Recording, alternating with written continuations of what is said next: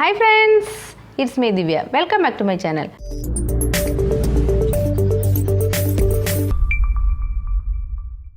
ഓണൊക്കെ എവിടം വരെയായി? ഓണസദ്യയുടെ 4 എപ്പിസോഡുകൾ നമ്മൾ കണ്ടു കഴിഞ്ഞു. ഇന്ന് കാണാൻ പോകുന്ന 5ാമത്തെ എപ്പിസോഡാണ്. അതിനകത്ത് രസം, പുളിശ്ശേരിയും തോരനുമാണ് കാണാൻ പോകുന്നത്. കാബേജ് തോരനാണ് ചെയ്യുന്നത്. നമ്മുടെ സദ്യ അതീവ രസകരമാക്കാനുള്ള രസമാണിത്. ആരും മിസ് ചെയ്യരുത്. എല്ലാവരും തന്നെ രസമുണ്ടാക്കി സദ്യ രസമാക്കാം. രസം ഉണ്ടാക്കാൻ പോവുകയാണല്ലോ. അതിന് വേണ്ട സാധനങ്ങൾ എന്ന് വെച്ചാൽ ഒരു നെല്ലിക്കയുടെ വലിപ്പത്തിലുള്ള പുളി വെള്ളത്തിൽ കുതിരാൻ വെച്ചിട്ടുണ്ട്, അതാണ്.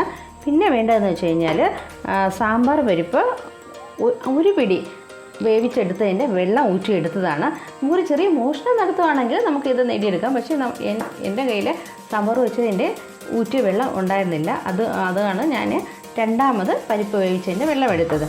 പിന്നെ വേണ്ടതെന്ന് വെച്ചാൽ തക്കാളിയാണ്. അത് 5 ചെറുതാണ്. ഇത് എൻ്റെ സ്വന്തം ഗാർഡനിൽ നിന്ന് എടുത്തതായതുകൊണ്ടാണ് ചെറുതാണ്, എന്നാലും വീട്ടിലെ സ്വന്തം എന്നുള്ളതിൻ്റെ സന്തോഷമുണ്ട്. പിന്നെ ഒരു 4-5 അല്ലി വെളുത്തുള്ളിയാണ്. പിന്നെ ഒരു ചെറിയ കഷ്ണം ഇഞ്ചിയും.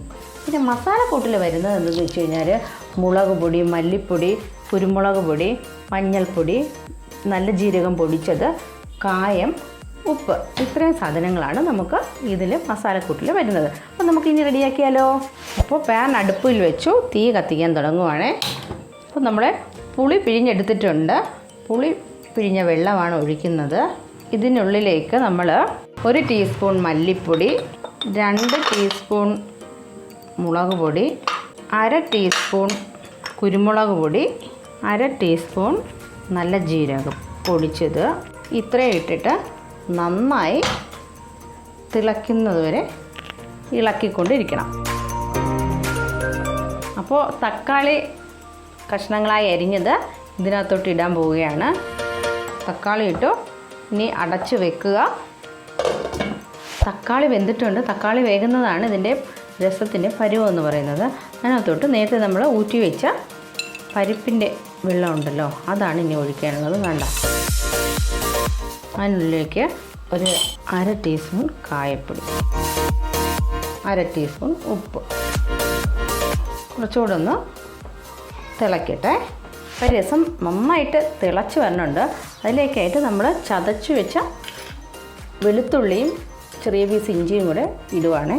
നല്ല മണത്തിന് വേണ്ടിയിട്ടാണ്. ആ ഒരു രസത്തിൻ്റെ ആ ഒരു പവർ വരണമെന്നുണ്ടെങ്കിൽ, ആ ടേസ്റ്റ് വരണമെന്നുണ്ടെങ്കിൽ ഇതുകൂടെ ചേർക്കണം.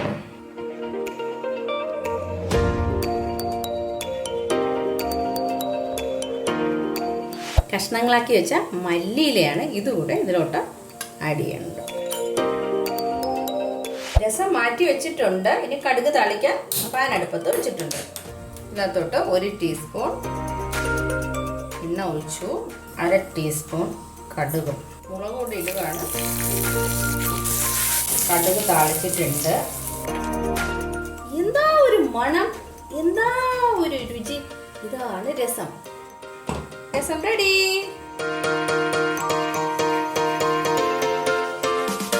അപ്പോൾ നമുക്ക് പൈനാപ്പിൾ പുളിശ്ശേരി ഉണ്ടാക്കിയാലോ? അതിന് നമ്മൾ നേരത്തെ തന്നെ മുറിച്ച് മാറ്റിയിട്ടുണ്ടായിരുന്നു. പൈനാപ്പിൾ കിച്ചടിക്ക് വേണ്ടിയിട്ട് നമ്മൾ മാറ്റിയതിൻ്റെ പകുതി ഭാഗമുണ്ട്. ഒരു മുഴുവനാണ് വാങ്ങിയിട്ടുണ്ടായിരുന്നത്. പകുതി ഇപ്പോൾ നല്ലപോലെ കട്ട് ചെയ്ത് വച്ചിട്ടുണ്ട്. അപ്പോൾ നമുക്ക് പുളിശ്ശേരി ഉണ്ടാക്കാം അല്ലേ? അപ്പോൾ പുളിശ്ശേരി ഉണ്ടാക്കാനായിട്ട് നമ്മൾ പൈനാപ്പിൾ കട്ട് ചെയ്തിട്ടുണ്ട്. അത് ഒരു മീഡിയം സൈസിലാണ് കട്ട് ചെയ്തേക്കുന്നത്.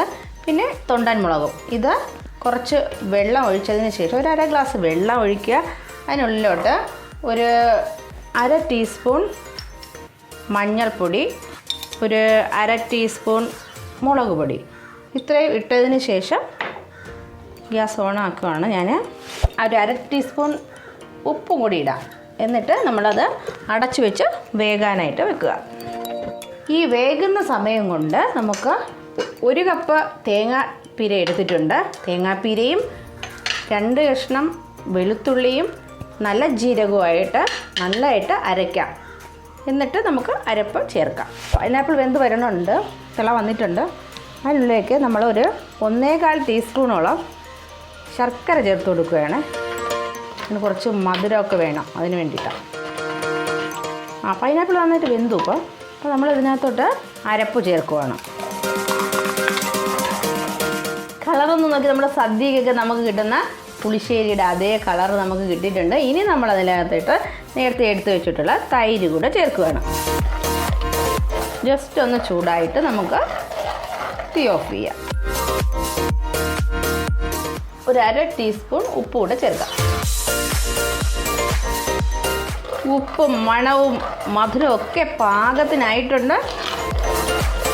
ഒത്തിരി തിളയ്ക്കാനും പാടില്ലല്ലോ. അപ്പോൾ നമ്മൾ തീ ഓഫ് ചെയ്യുകയാണ്. ഇനി നമുക്ക് കടുക് താളിക്കാം. ഇതിലേക്ക് 1 ടേബിൾ സ്പൂൺ എണ്ണ ഒഴിക്കാം. 1 ടീസ്പൂൺ കടുക്.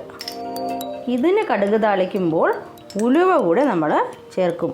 കുറച്ച് മണത്തിനായിട്ട് ഉലുവ ചേർത്തിട്ടുണ്ട്. ഇപ്പോൾ വറ്റൽമുളക്, കറിവേപ്പില. വേറൊരു കാര്യം പറയാനുള്ളതെന്ന് വെച്ചാൽ നമ്മൾ ഇതിനകത്ത് സദ്യയ്ക്കിപ്പോൾ നമ്മൾ ശർക്കരയാണ് ചേർത്തേക്കുന്നത്. അഥവാ നമുക്ക് ശർക്കര ഇല്ലയെന്നുണ്ടെങ്കിൽ നമുക്ക് അതിനകത്തോട്ട് പഞ്ചസാര സാധാരണ പോലെ ചേർക്കാം. അതിന് കുഴപ്പമില്ല. ഇത് സദ്യ ആയതുകൊണ്ടാണ് ശർക്കര ചേർത്തത്. ഇപ്പോൾ എല്ലാ ദിവസവും നമ്മുടെ കയ്യിൽ ശർക്കര ഉണ്ടാവണമെന്നില്ല. അതുകൊണ്ട് നമുക്ക് പഞ്ചസാര വേണമെങ്കിലും ചേർക്കാം. അപ്പോൾ നമ്മൾ കടുക് താളിക്കുവാണ്. കടുക് എല്ലാം പൊട്ടിയിട്ടുണ്ട്.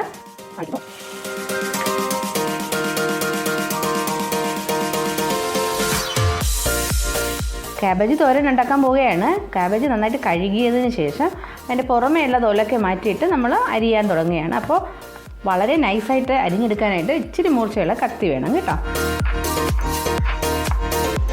അടുത്ത് നമ്മൾ പറയാൻ പോകുന്നത് കാബേജ് തോരൻ ഉണ്ടാക്കുമ്പോൾ എല്ലാവരുടെയും പരാതി എന്തെന്ന് വെച്ചാൽ ഇത് കുഴഞ്ഞു പോകുന്നു എന്നുള്ളതാണ്. ആ പരാതി കുറയ്ക്കാനുള്ള ഒരു നുറുക്ക് വിദ്യയാണ് പറയുന്നത്. അത് മറ്റൊന്നുമല്ല, കുറച്ച് 1 ടീസ്പൂണോളം ഉപ്പ് ഇതിനകത്തോട്ടിടുക. കുറച്ച് മഞ്ഞൾപ്പൊടിയും ഇടുക, 1/2 ടീസ്പൂണോളം. എന്നിട്ട് നന്നായിട്ട് ഇളക്കിയതിന് ശേഷം ഒരു 10-15 മിനിറ്റ് അടച്ച് വെക്കുക. അടച്ച് വെക്കുമ്പോഴത്തേന് ഇതിലെ വെള്ളം ഊർന്ന് വരും. ഊർന്ന് വന്നു കഴിയുമ്പം അത് പിഴിഞ്ഞ് കളയുക, നന്നായിട്ട് പിഴിഞ്ഞ് കളയുക. അപ്പോഴത്തേനും അത് ഡ്രൈ ആയിട്ടുള്ള കാബേജ് തോരൻ നമുക്ക് വെക്കാനായിട്ട് സാധിക്കും. നേരത്തെ നമ്മൾ ഉപ്പും മഞ്ഞൾപ്പൊടിയും ഇട്ട് വെച്ച കാബേജാണ്. അതിലെ വെള്ളം പുറത്തേക്ക് ഊർന്ന് വരുന്നുണ്ട്. കണ്ടോ കണ്ടോ, ഇങ്ങനെ വെള്ളം ഊർന്ന് വരുന്നുണ്ട്. അപ്പോൾ അത് നമ്മൾ മാറ്റിയെടുക്കുകയാണ്. നമ്മുടെ കാബേജ് ഉപ്പിലും മഞ്ഞൾപ്പൊടിയിലും ഇടുന്നതിനുള്ള ഗുണമാണ് പറയുന്നത്. ഇങ്ങനെ ഇട്ട് വെച്ച് കഴിഞ്ഞാൽ കുറച്ച് കഴിയുമ്പോൾ പിഴിഞ്ഞെടുക്കുമ്പോഴത്തേനും അത് നല്ല ഡ്രൈ ആയിട്ടിരിക്കും. തോരന് നല്ല കളർഫുള്ളായിരിക്കും. പിന്നെ എന്തെങ്കിലും വിഷാംശം ഉണ്ടെങ്കിൽ അത് മാറിക്കിട്ടുകയും ചെയ്യും. തോരനായതുകൊണ്ട് അധികം അരയേണ്ട ആവശ്യമില്ല. അതുകൊണ്ടാണ് ഞാൻ ഈ കല്ല് ഉപയോഗിക്കുന്നത്, അരകല്ല് ഉപയോഗിക്കുന്നത്. അതിന് വേണ്ടത് പച്ചമുളകാണ്. 1 പച്ചമുളകും കുറച്ച് ഇഞ്ചി കഷ്ണവും 2 വെളുത്തുള്ളിയുടെ അല്ലിയും. ഇതൊന്ന് ചതച്ചെടുക്കുക. അതിനകത്ത് 1 കപ്പ് തേങ്ങ ജീര എടുത്തിട്ടുണ്ട്. അതും കൂടെ ചതച്ചെടുത്താൽ മാത്രം മതി, അരയ്ക്കേണ്ട ആവശ്യമില്ല. ഡ്രൈ ആക്കി വെച്ച കാബേജിലോട്ട് നമ്മളിപ്പോൾ ഇട്ട അരപ്പുണ്ടല്ലോ, ചതച്ച അരപ്പ് മിക്സ് ചെയ്തെടുക്കുകയാണ്. അപ്പോൾ നമ്മൾ കടുക് താളിച്ചിട്ട് അതിനകത്തോട്ട് കാബേജ് തോരൻ വറുത്തെടുക്കാൻ പോവുകയാണ്. 1 ടേബിൾ സ്പൂൺ വെളിച്ചെണ്ണ ഒഴിച്ചു. ഇതിനകത്ത് കടുക് വറുക്കുന്നതിൻ്റെ പ്രത്യേകത എന്ന് വെച്ചാൽ അതിൽ കുറച്ച് ഉഴുന്നാണ് ആദ്യമേ ഇടുന്നത്. ഒരു 2 ടീസ്പൂൺ ഉഴുന്നിട്ടിട്ടുണ്ട്. അത് ഒന്ന് മൂത്ത് വരുന്ന സമയം കൊണ്ട് ചട്ടുകത്തിലൊട്ടും വെള്ളം ഇരിക്കാൻ പാടില്ല. ഉഴുന്ന് മൂത്ത് വന്നതിനകത്തോട്ട് കടുക് ഇട്ടു, മുളകും ഇട്ടു. ഇനി അടുത്ത് കറിവേപ്പിലയും കൂടെയാണ് ഇടുന്നത്. ഇത് ഇളകുന്ന സമയം കൊണ്ട് നമ്മൾ കാബേജ് ഇതിനകത്തോട്ട് ചേർക്കുകയാണ്. അപ്പോൾ കടുക് വറുക്കുന്നതിന് ശ്രദ്ധിക്കേണ്ടത് എന്തെന്ന് വെച്ച് കഴിഞ്ഞാൽ, ഉഴുന്ന് ഇട്ട് കഴിഞ്ഞാൽ അതിൻ്റെ കളർ ചേഞ്ചായി വരുന്നത് നമുക്കറിയാമല്ലോ. ഒരു ഗോൾഡൻ കളറിൽ നിന്ന് ബ്ലാക്കിലോട്ട് പോകുന്ന ആ സമയത്ത് തന്നെ നമ്മൾ കടുക് ഇടുകയും മുളകിടുകയും കറിവേപ്പില ഇടുകയും ചെയ്തിട്ട് ഉടനെ തന്നെ നമ്മുടെ നേരത്തെ മിക്സ് ചെയ്ത് വെച്ച കാബേജ് കൂടെ ആഡ് ചെയ്യുകയാണെന്നുണ്ടെങ്കിൽ നമുക്ക് കരിയാതെ ഇത് വറുത്തെടുക്കാനായിട്ട് സാധിക്കും. അപ്പോൾ ഡ്രൈ ആയിട്ടുള്ള കേരള മോഡൽ ട്രഡീഷണൽ ആയിട്ടുള്ള cabbage thoran ready. Thank you for watching my video. നിങ്ങൾക്ക് ഈ വീഡിയോ കണ്ട് വളരെ രസകരമായി തോന്നുന്നുവെങ്കിൽ നിങ്ങളുടെ ഫ്രണ്ട്സിനൊക്കെ ഷെയർ ചെയ്യാൻ മറക്കരുത് കേട്ടോ. ആദ്യമായിട്ടാണ് എൻ്റെ യൂട്യൂബ് ചാനൽ കാണുന്നതെങ്കിൽ സബ്സ്ക്രൈബ് ചെയ്യുക. തൊട്ടടുത്തൊരു ബെല്ലൈക്കൺ ബട്ടൺ ഉണ്ട്. അതിൽ ഓൾ ക്ലിക്ക് ചെയ്താൽ ഞാൻ അപ്ഡേറ്റ് ചെയ്യുന്ന വീഡിയോസ് മിസ് ചെയ്യാതെ തന്നെ നിങ്ങൾക്ക് കാണാവുന്നതാണ്. ഇനിയും നല്ല റെസിപ്പിയും വീണ്ടും കാണാം. It's me Divya signing out.